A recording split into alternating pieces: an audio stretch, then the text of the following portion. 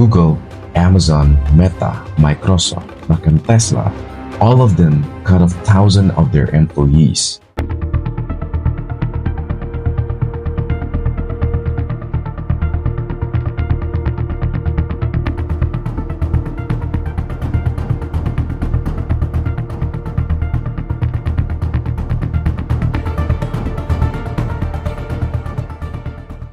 Gue nggak tahu kalian sama atau nggak sama gue, tapi nggak tahu kenapa belakangan ini berita yang sering kali muncul dan gue baca di internet, TV, bahkan di sosial media itu kok kayaknya kasus layoff besar-besaran lagi banyak dan mulai lagi dilakukan oleh perusahaan-perusahaan besar di Indonesia, terutama di segmen atau bidang media ya.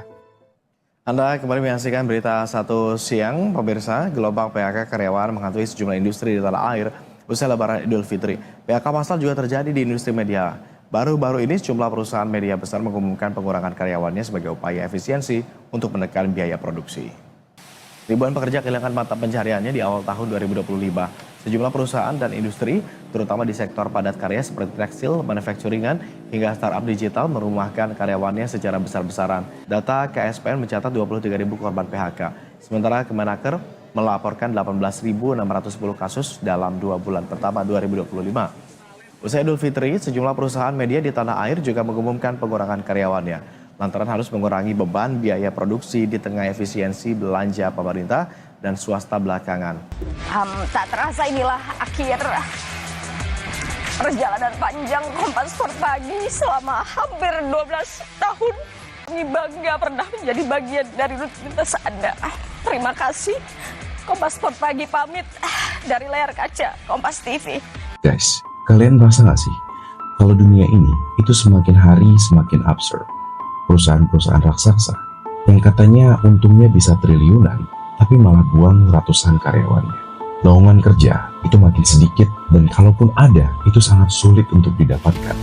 Tapi pada kenyataannya, tuntutan hidup itu makin gede biayanya guys. Di episode kali ini, gue anggap sebagai sequel dari video Cryptic Saturday gue sebelumnya yang ngebahas tentang agenda 2030.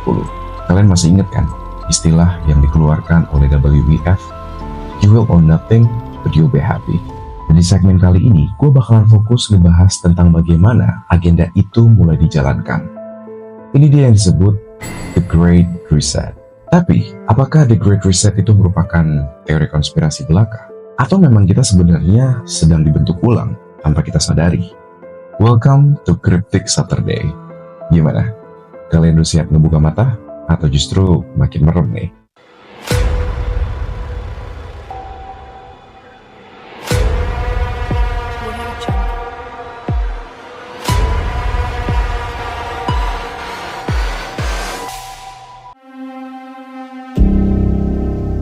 Google, Amazon, Meta, Microsoft, bahkan Tesla, all of them cut off thousands of their employees. Not just once, but in waves, guys. Padahal ya, kalau dilihat dari laporan keuangan mereka itu masih meraup keuntungan yang cukup banyak, guys. So the question is, kenapa mereka harus ngebuang orang sebanyak itu? And more importantly, what are they preparing for? Jadi menurut teori konspirasi yang beredar, layoff yang dilakukan oleh perusahaan-perusahaan besar ini bukan hanya semata-mata demi efisiensi, namun merupakan bagian dari agenda global untuk mendekonstruksi sistem lama dan menggantinya dengan sebuah sistem baru. Tapi kalau masih ada dari kalian yang berpikir kalau ini hanya sekedar teori aja, research lagi guys. Karena organisasi besar seperti WEF atau World Economic Forum itu sudah terang-terangan menyebut istilah ini, The Great Reset. Now is the historical moment, the time, not only to fight severe virus, but to shape the system. The Great Reset is a welcome recognition that this human tragedy must be a wake-up call. That we do not fall back to old recipes, but that we really look at forward-oriented solutions.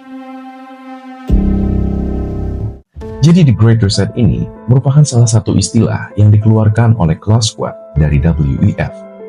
Sama seperti istilah you own nothing but you'll be happy, itu juga dia yang ngeluarin guys. Idenya adalah setelah pandemi, itu kita nggak akan pernah bisa balik lagi ke normal. Kita harus mereset ekonomi, masyarakat, dan juga cara kerja dunia. Sounds noble, right? Tapi, di balik jargon itu muncul banyak pertanyaan, guys. Reset apa yang dimaksud? Siapa yang ngatur? Dan apa yang harus kita korbankan? Salah satu inti dari makna The Great Reset adalah mengganti ekonomi lama dengan ekonomi digital. Kerja jarak jauh, AI, digital ID, bahkan cryptocurrency versi pemerintah atau CBDC, seperti yang udah pernah gue jelasin di video gue tentang Agenda 2030 juga. Kalau kalian belum nonton videonya, kayaknya lebih baik kalian bisa mampir dan nonton dulu sampai habis. Nah, kalau kita lihat dampak buruknya, siapa yang kena imbasnya? Jawabannya, para pekerja. Para pekerja yang mereka mayoritas pekerjaannya itu bisa digantikan dengan AI di masa depan nanti. Mereka yang nggak punya skill digital, mereka yang akan mudah digantikan oleh otomisasi. Dan lu sadar nggak, makin kesini, segala hal yang dibilangnya demi tujuan efisiensi, itu justru malah bikin ribuan orang kehilangan pekerjaannya. Ini fakta ya guys, jadi gue bukan asal ngomong. And here's where it gets dark. Teori konspirasi bilang bahwa The Great Reset itu bukan hanya sekedar efisiensi ekonomi, tapi untuk mengontrol populasi dunia. Lewat apa? Salah satunya lewat pengurangan pekerjaan, pengenalan universal income dan digital ID. Intinya semua itu dilakukan dengan tujuan untuk mengendalikan lebih mudah masyarakat. Logikanya gini guys, if people rely on the system to survive, they obviously won't resist the system. Seperti yang gue bilang sebelumnya, WEF itu pernah mengeluarkan slogan yang cukup terkenal, yaitu "You'll own nothing, but you'll be happy." Kinda creepy, right? Coba kalian pikir lagi secara logis ya. Kalau makin banyak perusahaan-perusahaan besar itu membuang para pekerjanya dalam jumlah yang banyak, terus siapa yang bakalan kerja? Jawabannya yang paling masuk akal adalah automation, AI, outsourcing. Dan itu semua merupakan bagian dari shifting besar-besaran guys. Dan kalau kalian nggak tahu, sekarang itu di negara-negara maju sudah semakin banyak pekerjaan yang hanya bisa diakses oleh digital ID. Ini tanpa sistem baru dan tanpa platform yang udah mereka tentuin. And for the record, this is not a bug guide. This is the system by design. Dan bahkan beberapa analis independen itu percaya bahwa The Great Reset ini merupakan salah satu batu loncatan untuk menuju sistem ekonomi berbasis karbon kredit, digital surveillance 24/7, dan society yang nantinya sudah tidak bisa lagi memilih untuk keluar dari sistem. Jadi intinya, lu nggak bisa kerja off the grid. Lu nggak bisa jual dan beli tanpa approval digital. Dan kalau kalian nggak nurut, account lu bisa dibekukan, income lu bisa dipotong, dan bahkan lu dianggap invisible dari sistem. And the scary part is, semua ini itu sudah mulai berjalan guys, tanpa kita sadari. Karena apa? Karena seringkali dibungkus oleh narasi.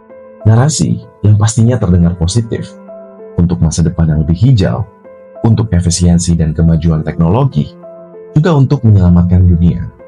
Katanya, yang padahal kenyataannya yang terjadi adalah pengurangan kebebasan secara halus kan? Jadi pesan gue, buat kalian di luar sana, mungkin yang lagi struggle karena susah cari kerjaan, atau sorry to say, ada juga dari kalian yang baru kehilangan pekerjaan. Gue turut prihatin, dan gue pengen nyampein satu hal juga sih sama kalian. Don't too much blaming on yourself. Mungkin keadaan kalian saat ini itu bukan berarti kalian yang gak cukup hebat. Mungkin aja sistemnya sudah tidak dirancang lagi untuk kita. Ya kalau boleh jujur, sampai sekarang gue juga masih kerja, masih jadi budak korporat kok. Dan jujur aja, gue tuh udah gak punya pikiran lagi untuk loncat-loncat cari kerja guys saat ini. Karena menurut gue, kerja dimanapun itu belum tentu lebih baik dari pekerjaan gue sekarang, dan dimanapun kita itu akan selalu menjadi budak korporat. Jadi selagi kita memang masih bisa kerja, ya kerja. Tapi once lu punya kesempatan untuk off the grid, you better do it.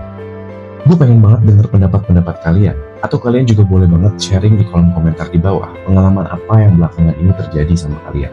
Dan kalian tuh percaya gak sih kalau The Great Reset ini memang sedang berjalan dan akan diberlakukan di masa depan nanti?